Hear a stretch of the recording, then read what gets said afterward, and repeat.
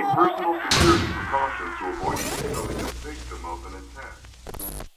Créature issue du folklore d'Amérique latine, le chupacabra ne cesse de fasciner les passionnés de cryptozoologie. Sorte de croque-mitaine dans les pays sud-américains, il en terrifie plus d'un. Mais qu'est-ce que le chupacabra ? Du côté étymologique, le mot chupacabra est l'assemblage de deux mots. Chupa, qui veut dire sus en espagnol et portugais, et cabra, qui veut dire chèvre, également dans ces deux langues. Donc littéralement suce-chèvre en français. En effet, la créature est suspectée de boire le sang d'animaux domestiques. Mais d'où vient cette affirmation ? Les premiers cas d'animaux tués suite à un drainage quasi complet de leur sang remonterait aux années 50, mais n'est pas tout de suite attribué au chupacabra qui n'existe pas encore dans la culture populaire. On pense au début que ces assassinats sont perpétrés par un culte mystérieux. Certains parlent même de satanistes qui séviraient dans l'ombre à Porto Rico. Pour rappel, Porto Rico est un État américain insulaire situé à côté de la République dominicaine, dans les Caraïbes. Le temps passe et il faut attendre le milieu des années 90 pour que d'autres meurtres de bétail ressurgissent. C'est en 1995 que le terme chupacabra est utilisé pour la première fois. Des dizaines de carcasses d'animaux sont retrouvées totalement vidées de leur sang dans plusieurs fermes de Porto Rico.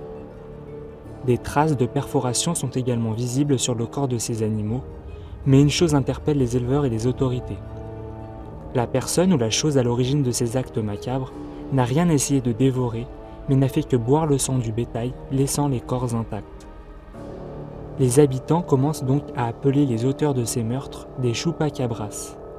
Le terme se répand et devient populaire en Amérique latine.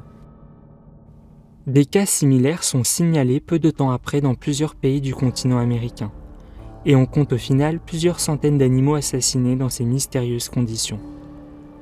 Des témoignages s'accumulent, plusieurs fermiers rapportent qu'un monstre rôderait la nuit autour de leur bétail et qu'ils n'auraient pas été les seuls à l'apercevoir. Au fil des années, ces meurtres d'animaux domestiques vidés de leur sang traversent l'océan et on dénombre de multiples cas identiques à travers le monde, notamment en Inde ou aux États-Unis récemment. Mais à quoi ressemble cette créature hématophage ?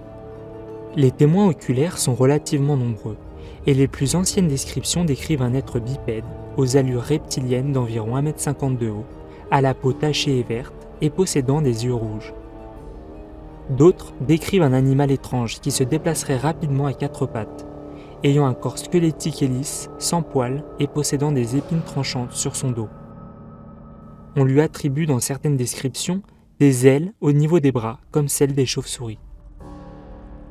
De multiples théories sont apparues au fil des années concernant l'origine exacte du chupacabra. Certains pensent qu'il s'agit d'un extraterrestre qui serait coincé sur notre planète et qui n'aurait comme régime alimentaire que le sang d'animaux vivants. Dans la continuité de cette théorie, certains sont convaincus qu'il s'agirait justement de l'extraterrestre qui se serait crashé près de Roswell en 1947 et qui serait donc en liberté sur notre planète, mais il n'aurait aucun moyen de la quitter étant donné que son potentiel vaisseau aurait été confisqué par le gouvernement américain pour son étude. D'autres croient que le chupacabra serait un dinosaure rescapé qui aurait survécu aux différents cataclysmes ayant entraîné la disparition de ses semblables. Selon cette théorie, il aurait été piégé dans la banquise de l'Antarctique durant une ère glaciaire, l'entraînant dans une sorte de cryogénisation naturelle, le faisant traverser des millions d'années dans un sommeil pétrifiant. Il se serait délivré de son piège suite à la fonte des glaces causée par le réchauffement climatique. Tandis que d'autres considèrent que le chupacabra est le résultat d'une expérience scientifique sur les chauves-souris ou alors le croisement de deux animaux.